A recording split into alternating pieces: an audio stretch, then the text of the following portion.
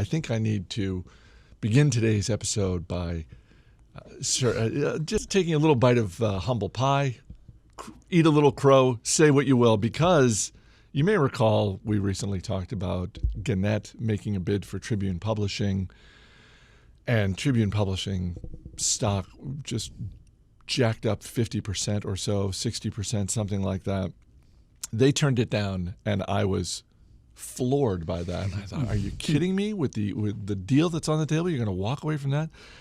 And I got to eat some crow because shares of Tribune Publishing up another 21% today because Gannett came back to the table with a higher bid.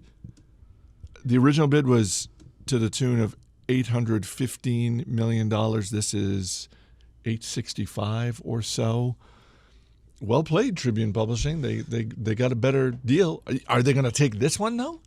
Well, I would imagine so. I mean, it's always nice to know you have something that someone else wants, and I mean that's really kind of the ultimate bottom line here. I mean, it kind of makes you think of the Marriott Starwood thing that was going on not too terribly long ago. A lot of back and forth there, right? In an industry where it could be argued that scale is one of the greatest competitive advantages. The media space is significantly different, but thanks to the internet, I mean, it is a very fast-changing space where I think it really behooves these big media properties to have a number of different sort of brands in their portfolio, different ways they can reach out to the local economies, as it were. I mean, you see, I think it's what Tribune has, L.A. Times among others, and the Chicago Tribune. Obviously, a very big market, two very big markets there. And given the way we get our news today, I mean, I think, and I said this, I think last time we talked about this, we used to care, I think, much more about the brand that was actually delivering the news, right? And I don't think that really is the case so much anymore.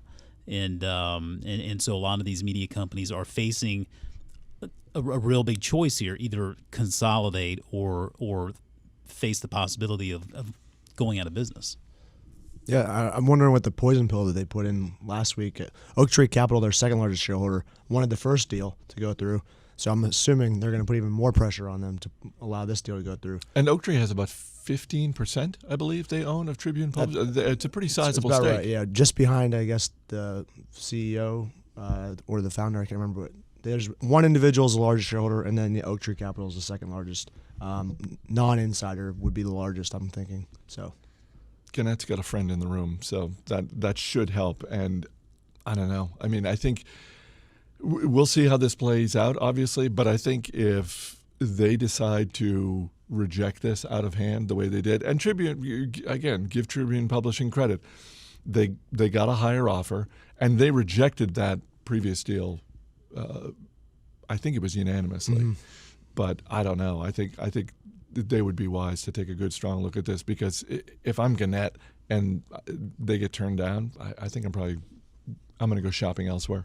I think it was funny the way they phrased it, Gannett. Like, we reevaluated it. We thought there might be some more value we could extract, but I'm thinking they just offered him the low offer to begin with. Sure. I mean, and then they're like, oh, we'll just have an excuse as to why we're offering more money now, because I can't imagine one extra week of due diligence arrived at 22% more value they could extract. Yeah, no doubt. I mean, it's the same in any negotiation, right? It's negotiating 101.